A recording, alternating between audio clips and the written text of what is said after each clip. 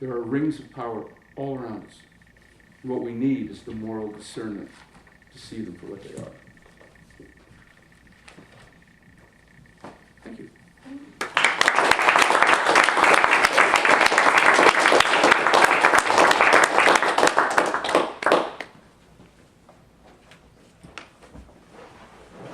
Does anyone have any questions for Professor Pyne?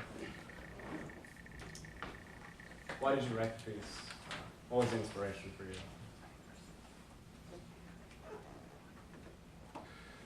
I don't know.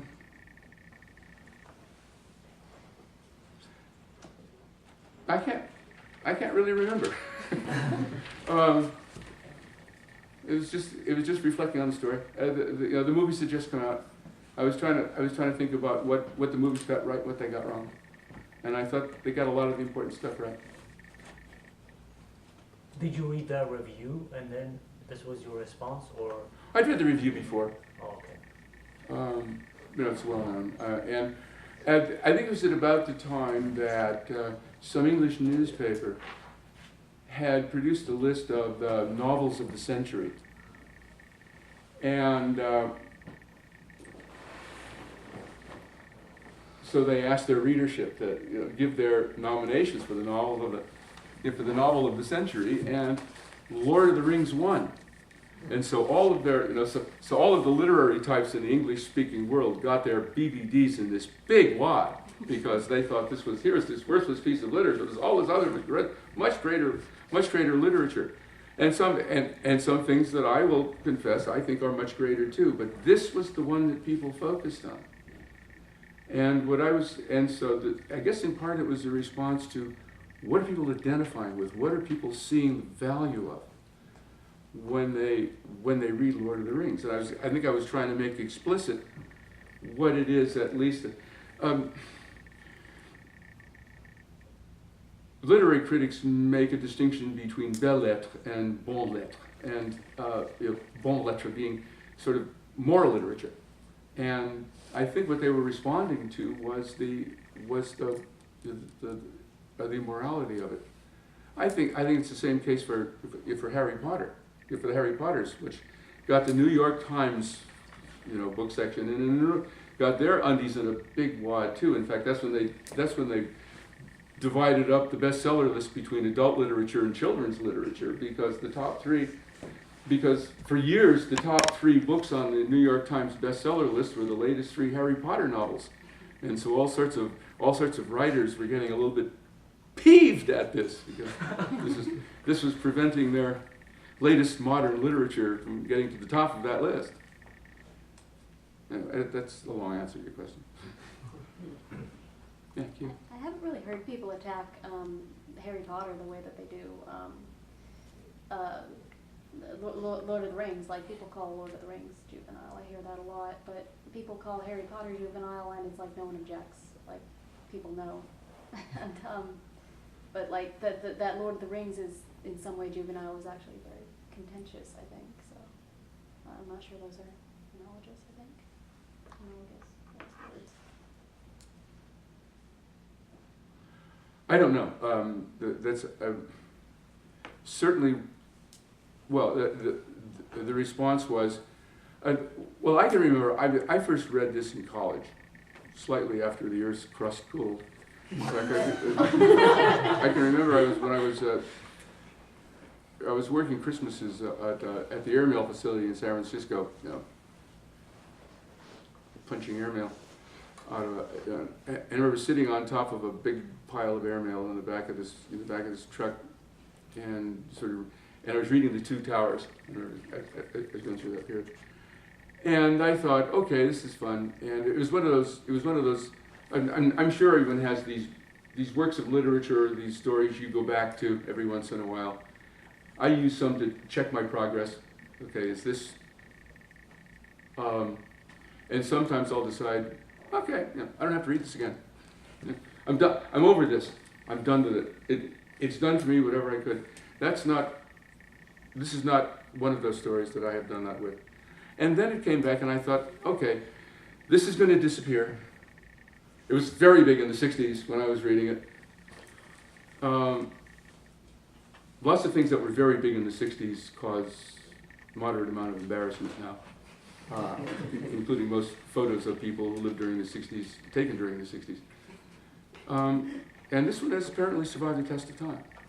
And I think that's what annoyed people. That's what, I mean, people almost find this a threat, don't they? That it has survived the test of time. Where other works of literature, what I did when I was writing this book, when I was writing this paper, I went back and I checked the bestseller lists for the years that the 3 books came out. And people like Thomas B. Costain, were very big. If you don't know Thomas B. Costain, he wrote The Robe, I think The Silver Chalice. And another author that apparently has not survived the test of time, Ernest Hemingway. Nobody reads Hemingway anymore. People are still reading Tolkien. And the distance between me and my college years is enough so that we can begin to see what's likely to stand the test of time and what isn't. And this seems to be doing it. I'm holding no brief for Harry Potter. I mean, maybe after the last movie is gone, then people will decide they're so over it. And we'll go on to totally awesome movies about teenagers killing each other on television, which is a capital idea. Are you familiar with Steven Pinker's new book, The Better Angels of Our Nation? I haven't read it. I know that. I haven't actually read it either. Well, I read a number of reviews of it and so on. But it's very provocative in the sense that acknowledging all the rings of power, entrapments, and corruption of modern life, he makes a really persuasive argument that in the sense of, well, human thriving, shall we say, that violence has consistently gone down during the the news coverage has gone up, but violence has actually gone down, and it's a very provocative thing. And so I just was thinking of it as dovetailing with your discussion.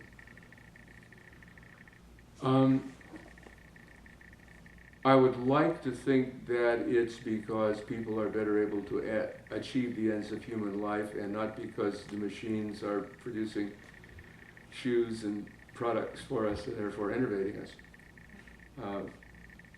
What's also... Either might be true. I don't know. Maybe when we both read the book, we'll find out which strain of that argument you take. Yeah.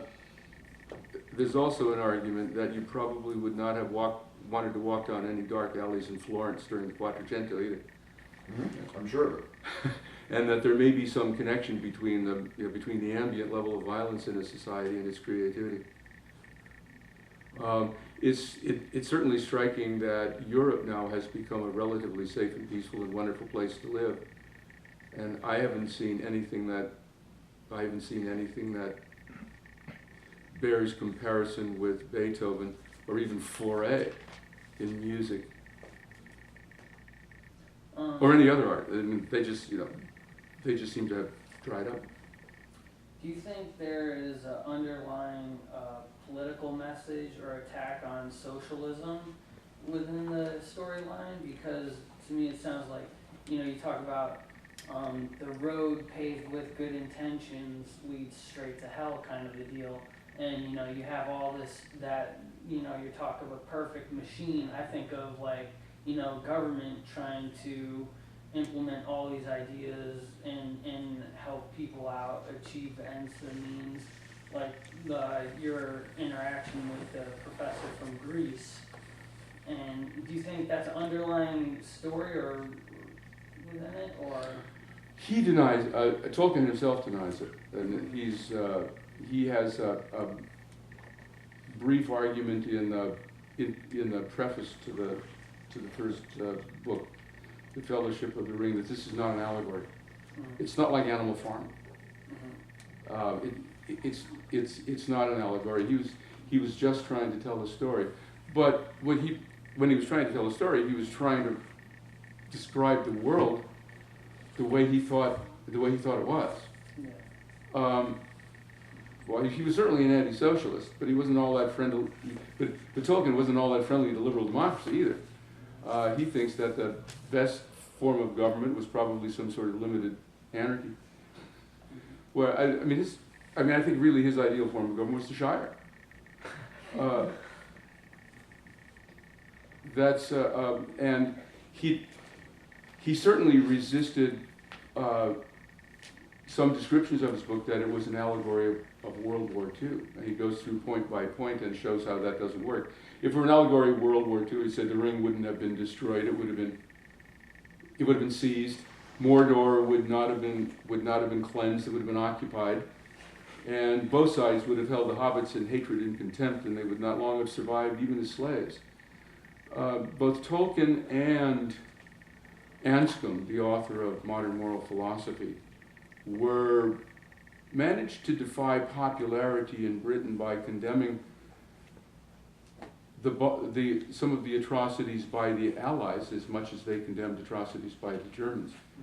In fact, Anscombe, as a young lecturer at Oxford, refused to attend the bestowal of an honorary doctorate on President Eisenhower because he had led the Allied city bombing of Germany during World War II, which he thought he thought that both sides had gone to extremes, and he was not. As I said, I mean, Tolkien himself was probably a monarchist, except he didn't think there was any worthy kings. Oh, I was interested in your discussion about suffering and a part of human nature, and that you were thinking of trying to escape suffering as somehow corrupting or somehow unnatural. I have some sympathy with that, especially when you're talking about suffering and the great art it can produce, or you seem to kind of obliquely refer to it, but like my favorite music, some of it is spiritual music from the American South, like kind of coming out of the oppression of slavery and like the reaction of like all the people around us are complete assholes, so we gotta look somewhere else. And most beautiful music, but at the same time we also see that suffering seems to lead to corrupting behaviors, like the desperation of not being able to feed your kids can lead to crime. And if you look around the world and just the where crime and all kinds of immoral or destructive behavior seems to come out of groups that are experiencing the worst suffering, but it seems that people that are comfortably off tend to give more and tend to expend more because they can.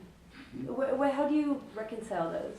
Well, an Aristotelian is going to say they're suffering, and they're suffering. There is the sort of suffering that is required for mastery of the functions necessary for human life, acquiring virtues, basically, and then also acquiring the crafts that one needs to function in human and social life. Now you might say that the pain of, in order to keep your body healthy, you have to do some exercise. And so sometimes, and you'll master a sport, or you'll master some particular physical discipline. And as anyone knows, who's done done the first 2 reps of 15, and there's the 3rd rep of 15 left to go. There's the 3rd set of 15 reps left to go, and you know that about halfway through that 3rd set of reps, it's really gonna hurt. Right, and you have to keep doing it and maintain form anyway. Well, that pain can be equal to the pain of someone who's starving, who's hungry because they've been enslaved, because they put in a concentration camp. Well, suffering's not suffering, right? I mean, there's suffering that is an increase in function, and then there's suffering that is that is an interference with function. And an Aristotelian would say it's kind of a mistake to give those the same name. And it's a mistake to give the satisfactions that come out of the machine the same name, to call them both pleasure, that the pleasure of accomplishing a function you have mastered gives you. We should have different names for those. And modern moral philosophy says pleasure's pleasure. And the problem is that you have these different kinds. But since they deny the essentialism, they deny the difference. John? One of the problems you brought up was you can have the end of bodybuilding or being an excessive wine connoisseur. So how do you think Tolkien would respond to having a final end or telos? Well, he's got one. I mean, he was a Catholic. Right. So he would respond okay. Yeah. And then another thing, like taking something like Star Wars, where they have the Force. You said that we can create rings of power, correct? So Gandalf is one who uses knowledge correctly in order. He's adept with the knowledge that he has. He's mastered it. But someone like Darth Vader, like does not, or the Emperor for that extent, does not use their end of that power correctly and corrupts them. But then someone like Luke Skywalker was able to take that and use that for a greater good. Do you think that that would apply, or do you think they're two different issues? I think, well, just as a point of interpretation, I think Tolkien got the idea that you can be corrupted by your good intentions every bit as badly as you can by your temptations and your weaknesses. I think he gets that from Wagner, along with the Ring. And I think George Lucas has drunk out of that same well. Everybody says, oh, that second Star Wars movie, what's it called? What is it? There was The Phantom Menace and then Attack of the Clones. And they say, oh, Anakin Skywalker is such a terrible character. He's such a brat. He's such a punk, you know. And you go, well, anyone who has seen